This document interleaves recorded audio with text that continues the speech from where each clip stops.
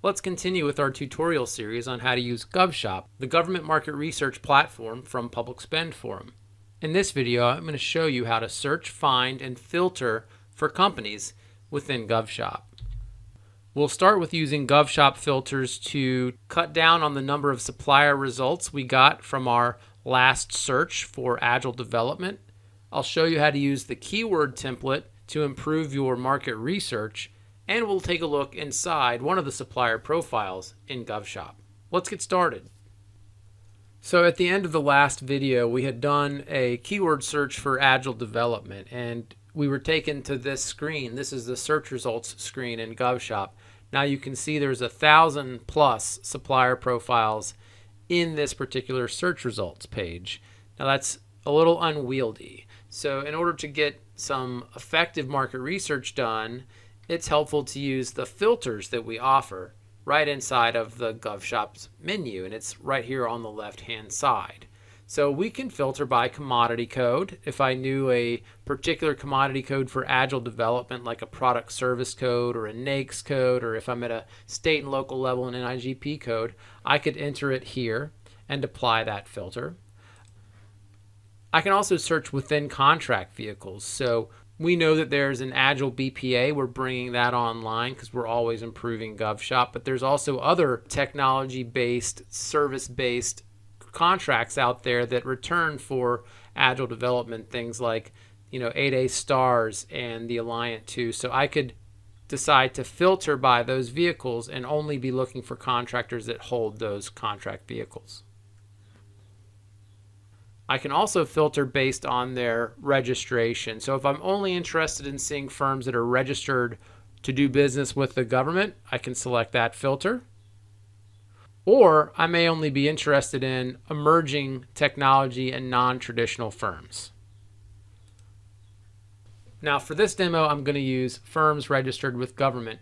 I still have 1,000+ suppliers, so I need to filter that down a little bit further. So since it's Agile development, we'll just presume I'm looking for a services-based company. I can select that. Okay, so that's 61 suppliers now, down from 1,000+ that are services-based and match the Agile development keyword.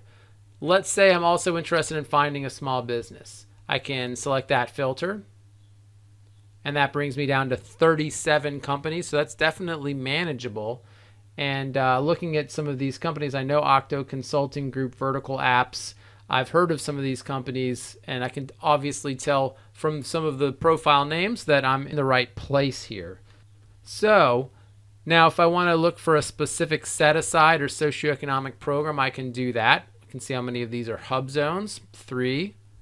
Okay. I can see how many are SBA 8A firms, 7. There are 3 SDVOSBs, and the like.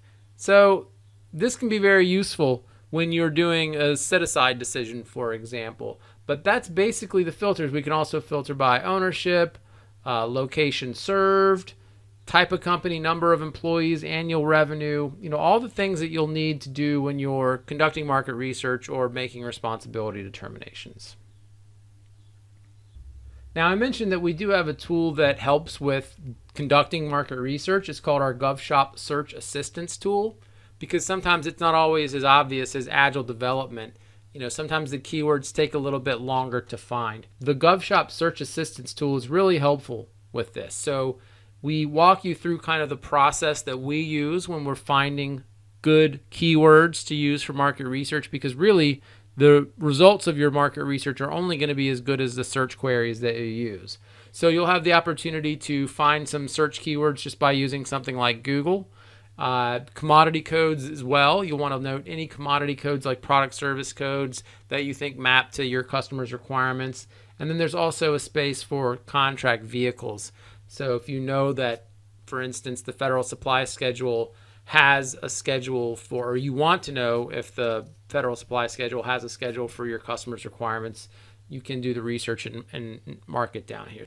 So this is a really helpful template to use, and you can access it right under the Buyers tab at the Download Keyword Template. Okay, so let's take a look inside one of our supplier profiles. Let's look at vertical apps. I want to show you what the profile looks like because we've designed these to be very relevant to the information that we know contracting professionals are looking for when they do market research. So you can see the company's introduction, a little bit about what they do. Some of the keywords that they specialize in are in that introduction as well. There is a link to their website. You can see that they've claimed this profile. That means that suppliers come in and claim, which is a free process, by the way. They've claimed their profile within GovShop and have added some information to their supplier record. There's a section of demographic data with the DUNS number and cage code, things like annual revenue and year founded. Now, you'll always want to cross-reference this if you're in federal. Obviously, GovShop is not a system of record. You'll still want to cross-reference this against sam.gov, but having that cage code is going to make that search a little bit easier. Coming down the page, we can see their specialties and expertise exist in robotics process automation, DevSecOps, cloud services, etc. So a good match for our agile development search. I can expand some of these boxes and see their contact information. So I've got access to the company's leadership if I want to reach out, if I have questions or would like to know more about their company. I can see what their size and minority status is. I can see this is a Asian Pacific ownership. They qualify under the SBA 8A and the Small and Disadvantaged Business Socioeconomic Set-Aside programs.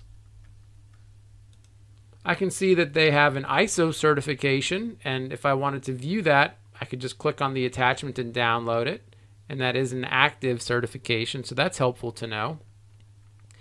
They've also filled out a little bit about their products and services, so this makes the GovShop supplier profile a little bit like a capability statement, and it's dynamic too, unlike a PDF version of a capability statement.